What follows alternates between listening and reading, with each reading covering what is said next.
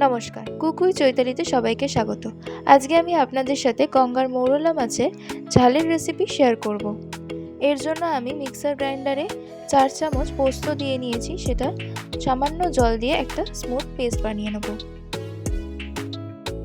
এবার মৌরলা মাছগুলো ভালো করে ধুয়ে নিয়ে তার মধ্যে স্বাদ মতো লবণ দিয়ে দিচ্ছি, তাতে দিয়ে দিচ্ছি হলুদ গুঁড়ো, লঙ্কা গুঁড়ো আর স্মুথ যে পোস্তর পেস্টটা বানিয়ে রেখেছিলাম সেই পেস্টটা দিয়ে দিচ্ছি।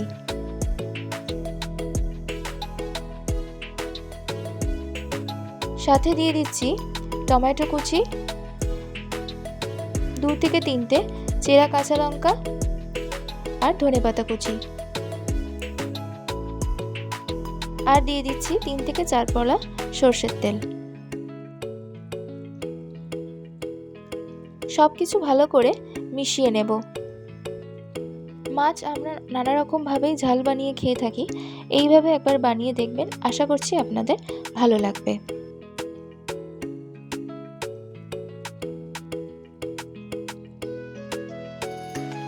এবার কড়াই সরষের তেল দিয়ে নিচ্ছি।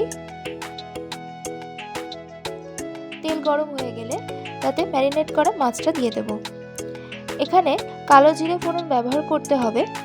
আমার কাছে কালো জিরে ছিল না বলে তাই আমি ওটা স্কিপ করেছি, আপনারা অবশ্যই ব্যবহার করবেন। এবার এতে সামান্য পরিমাণে মিক্সি ধোয়া জল দিয়ে দিচ্ছি আর কিছুটা পরিমাণ কাঁচা সরষের তেল দিয়ে দিচ্ছি।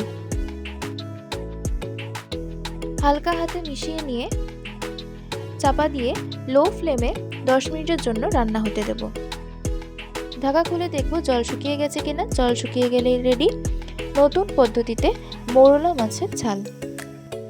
গরম গরম ভাতের সাথে সার্ভ করুন এই রেসিপিটা ভালো লাগলে অবশ্যই লাইক এবং শেয়ার করে দেবেন এবং কমেন্ট করে জানাবেন কেমন লাগলো। ও আরও নতুন নতুন রেসিপি পাওয়ার জন্য কুক উইথ চৈতালি চ্যানেলটি অবশ্যই সাবস্ক্রাইব করে দেবেন।